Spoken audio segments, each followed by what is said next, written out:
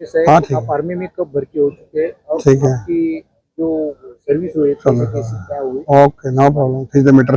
बोले। जय हिंद जय भारत।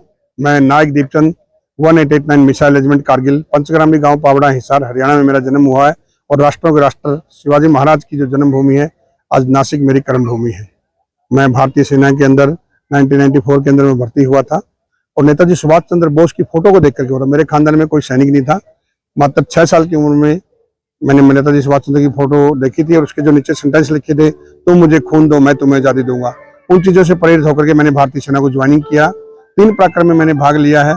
ऑपरेशन रक्षक जम्मू एंड कश्मीर में, जम्मू कश्मीर के अंदर मैंने बारामूला उड़ी सेक्टर के अंदर हम लोग थे और वहां पर कश्मीरी लैंग्वेज कोर्स किया। रेजिमेंट के खुफिया विभाग में रहा और लगभग 6 से 8 महीने तक नौकरी किया और 8 आतंकवादियों को मौत की घाट उतारने में अहम रोल अदा किया। उसके बाद ऑपरेशन विजय कारगिल, कारगिल के अंदर हम लोगों को मौका मिला और हमको 48 आवर्स का टाइम मिला था, मगर 24 घंटों के अंदर ये अपनी तोपों को अपने 6000 फीट की हाइट पे चढ़ा दिया था। तो पहला गोला जो तलोलिंग के ऊपर जो हिट हुआ था, मेरी तोप से निकला था चार्ली 2 से। और वहीं से मैंने बोला था हमारे भंवर सिंह साहब को कि हमें राशन मिले ना मिले, अम्यूनिशन ज्यादा से ज्यादा मिलना चाहिए। मतलब तो 10,000 गोले हमने दुश्मन के ऊपर दागे थे। कारगिल के बारे में मैं पूरा व्याख्यान नहीं कर सकता क्योंकि 2 महीने तक हमने जंग लड़ी थी। काफी जवान हमारे शहीद हो गए थे। टाइगर हिल की लास्ट लड़ाई के अंदर मेरा दोस्त मुकेश कुमार और मैं दोनों थे। यहाँ से मेरे दोस्त की गर्दन उड़ चुकी थी और इन्हीं हाथों में उन्होंने आखिरी सांस लिया था। 10,000 गोले फायर किए, 12 गैलेंट्री अवार्ड मिले, कारगिल लिखने का सौभाग्य मिला और आज मेरी रेजिमेंट का नाम इतिहास के स्वर्ण अक्षरों में लिखा हुआ है 1889 लाइट रेजिमेंट कारगिल। अभी मेरी रेजिमेंट मिसाइल रेजिमेंट कारगिल है। उसके बाद पार्लियामेंट में अटैक हो जाता है ऑपरेशन पराक्रम के अंदर। 1 साल तक हम बॉर्डर पर लगे रहते हैं मगर युद्ध नहीं होता है। रियर में आते हैं, अनलोडिंग के दौरान बम फट जाता है जिससे मेरा हाथ उड़ जाता है, मेरा पूरा पेट फट जाता है। डॉक्टरों ने जान बचाने के लिए पहले मुझे डेथ नोटिस कर दिया गया था कि इज डेथ, मगर मेरे commanding officer colonel G K. Mehndi रहता सेना मेडल ने रिक्वेस्ट किया कि सर डॉक्टर को कि सर एक बार देखिए जवान को। तो उन्होंने चेक किया तो बोला इज 5% चांसेस है, 95 इज डेथ, ऊपर वाले के ऊपर है। उन्होंने बोला अगर हाथ पांव काट दी जाए तो हो सकता है बच जाए, बाकी मेरे हाथ में नहीं है। तो कमांडिंग ऑफिसर ने बोला सर आप शुरू करिए। तो पूरी रात मेरा ऑपरेशन चला था। 17 बोतल मुझे खून की चढ़ी थी और डॉक्टरों ने बोला था कि 72 आवर्स का टाइम, अगर इसको होश आ जाएगा तो।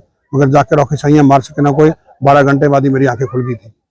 तो जीवन के अंदर यही है कि बचपन में दिव्यांग होना और एक इस कंडीशन में दिव्यांग होना दिन रात का अंतर है। मतलब इस चीज को मैं भली भांति समझता हूँ मगर ये इतना आसान नहीं है। मगर फिर भी मैं यही चाहता हूँ कि खुश रहो खुशी है तुम्हारे लिए, खुश रहो खुशी है तुम्हारे लिए, कोई गम आए तो छोड़ देना हमारे लिए। आज भी हर कदम इस राष्ट्र को समर्पित है। तो आपके माध्यम से यही है कि जीवन छोटा सा है, इसको आप इस तरह से जियो कि भगवान भी ये खुश हो गए, आपको वरदान देगी सच में तुम इंसान के रूप में अगर पैदा हुए हो तो मुझे भी प्राउड है। ऐसे भिखारियों की तरह जीवन नहीं जीना है कि ये हो गया वो हो गया।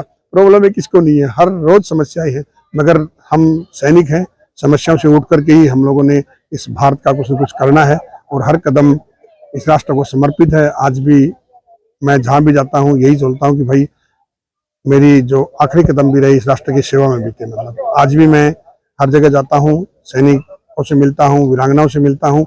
अभी 25वीं वर्षगांठ के ऊपर मैंने कार मॉडिफिकेशन किया हुआ है। तो 26 दिन के अंदर मैंने नासिक से लेकर के Sachin glacier Turtuk base camp तक मैं जाके आया हूँ और 7,000 किलोमीटर मैंने गाड़ी चलाया है। तो मेरा मिशन यही है कि जो हमारे जैसे आज हम वॉर वुंडेड फाउंडेशन की तरफ से जुड़े हुए हैं, ऐसे ही जो सैनिक हमारे हैं जो गुमनाम की जिंदगी जी रहे हैं, आज भी हम कहीं जाते हैं तो सैनिकों के बारे में जनता जागरूक नहीं है। किसी को पूछो इसने क्या किया है, तो क्योंकि हमको बता रहे हैं कि हमको चमचागिरी नहीं आती है। और आज देश को जागरूक करने की जरूरत है। तो मैं बच्चों के पास जाता हूँ, स्कूलों में जाता हूँ और हर जो हमारी स्मारक बनी है उनके ऊपर जाता हूँ और वहाँ पर मौका मिलता है तो मैं तिरंगा भी लगवाता हूँ। तो अभी मैं 3-4 तिरंगे 60-60 फीट के लगवा भी चुका हूँ। मेरा यही मकसद है कि बस जब तक जियो इस राष्ट्र के लिए जियो। तो बड़ा आनंद आता है क्योंकि मैंने जो वर्दी पहनी है ये वर्दी हर आदमी को नहीं मिलती। हम खुशनसीब हैं जो राष्ट्र के लिए हमें वर्दी पहनने का मौका मिला। और आवाम से, युवाओं से, सभी से यही अनुरोध है कि आपने सच में अगर भारत को देखना है तो भारतीय सेना को देखिए, क्योंकि जो भारतीय सेना इस देश की ऑक्सीजन है। जिस दिन ऑक्सीजन कम हो जाएगी ना, ये पैसा शौहरत ये वो सब कोई काम का नहीं है, क्योंकि हमारी सीमाओं पर हमारी भारतीय सेना सुरक्षित है, तभी हम लोग यहाँ ऐशोआराम की जिंदगी जी रहे हैं। मतलब तो बस युवाओं से यही अनुरोध है कि जो भी कुछ करे इस राष्ट्र के लिए करे। जैसे मैंने जब मेरा जीवन जिया था, हमारे टाइम के कोई भी लगा लो, हमने किसको आइकॉन बनाया? नेताजी सुभाष चंद्र बोस को। जब भगत सिंह और उनकी टीम तीनों दो साथी थे, वो राजगुरु सुखदेव, वो फांसी खा रहे थे, उनको पता था कि हम आज़ादी नहीं देख सकेंगे, मगर फिर भी वो देश के लिए हंसते हंसते फांसी खाई। आजकल के युवा ऐसे क्रांतिकारियों को भूल करके ऐसे नशेड़ियों को अपना आइकॉन बनाते हैं जिन्होंने राष्ट्र के लिए कुछ नहीं किया है। देश क्यों पीछे जा रहा है आज बताइए मेरे को आप। ऐसे नशेड़ी हैं जो बंदे पी करके गाना गाते हैं या ऐसे जो भी गलत काम करते हैं राष्ट्र के प्रति, उसको हम लोग आइकॉन मानते हैं। तो अगर युवाओं को यही संदेश है कि भैया आइकॉन मानना, जैसे मैंने किसको चुना था आने वाले भविष्य को, उस नेताजी को जिसने देश ने भी एक बार बोल दिया था कि हमें आपकी जरूरत नहीं है, मगर उनके अंदर देशभक्ति कितनी थी कि वो बाहर गए, सिंगापुर जापान में जाकर के आजाद हिंद फौज की स्थापना किया। तो आज युवाओं को यही कि ऐसे बंदे को आइकॉन बनाओ जो राष्ट्र को समर्पित है। उन नशेड़ियों को मत बनाओ जो पी करके गाना गाते, तुम भी ऐसे रहोगे, तुम्हारी औलाद भी ऐसी होगी। जागो मेरे भाइयों, इस राष्ट्र के लिए जागो, क्योंकि जन्म मिला है इस भारत भूमि के लिए, तो कुछ करके जागो और कुछ करके जाओ। जय हिंद, जय भारत।